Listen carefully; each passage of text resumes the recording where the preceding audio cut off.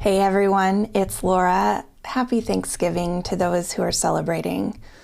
This week, instead of a regular episode, we wanted to share something short and simple from our hearts.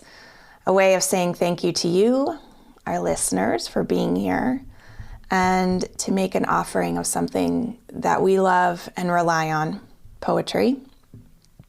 I've selected 2 poems to carry with you through the day and the week and however long you wish to carry them. We will be back to our regular programming next week, and in the meantime, we wish you as many moments as possible of beauty, peace, and of course, mystery. The first poem that I've chose is called The Sleepless Ones. What if all the people who could not sleep at 2 or 3 or 4 in the morning left their houses and went to the parks? What if hundreds, thousands, millions went in their solitude like a stream, and each told their story? What if there were old women fearful if they slept they would die, and young women unable to conceive, and husbands having affairs, and children fearful of failing, and fathers worried about paying bills, and men having business troubles, and women unlucky in love, and those that were in physical pain, and those who were guilty? What if they all left their houses like a stream? And the moon illuminated their way, and they came each one to tell their stories. Would these be the more troubled of humanity? Or would these be the more passionate of this world? Or those who need to create to live? Or would these be the lonely ones? And I ask you, if they all came to the parks at night and told their stories, would the sun on rising be more radiant? And again, I ask you, would they embrace?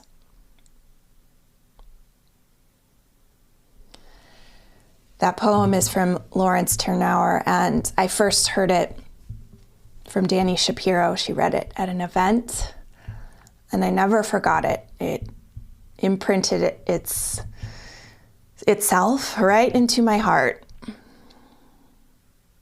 And I often think of it when I'm in the middle of the night awake, or when I'm feeling alone or lonely. So I hope you appreciate that one.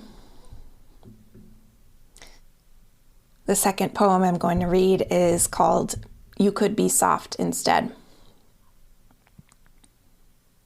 You could be patient instead. You could see that you are doing it.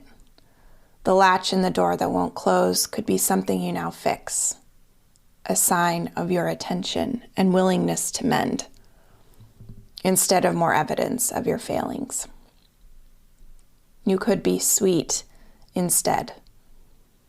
With all the missteps and the falls, you might kiss the bruise on your knee or tend to the scar on your arm with a bit of balm and soft touch,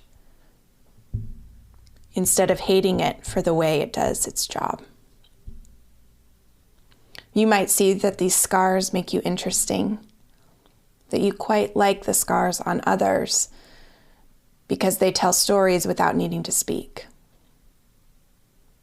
You could be firm instead, when you want to slip into ease instead of doing the difficult work that might change you, instead of shattering the comfort that constrains you. You could move just a little in the direction of your freedom, knowing the resistance is serving to build your bones. You could be soft instead, the way you would with your baby girl, or the feather that stuck to your pants, or the tide that hasn't yet come in because you trust it will come as it always has, every day around 2.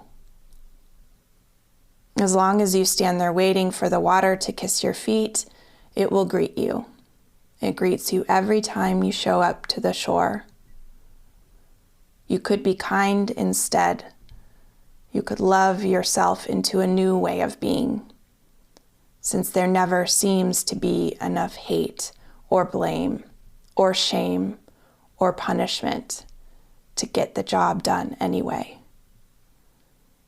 You could run toward the world you want instead of escaping the one you don't. Even as your eyes are blind, even though you cannot see or feel or touch what is waiting for you there.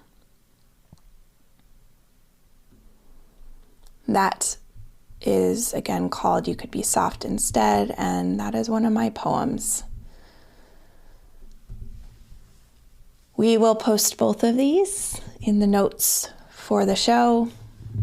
If you'd like to check them out, keep them for yourself. And again, we're just sending you so much love today and all week.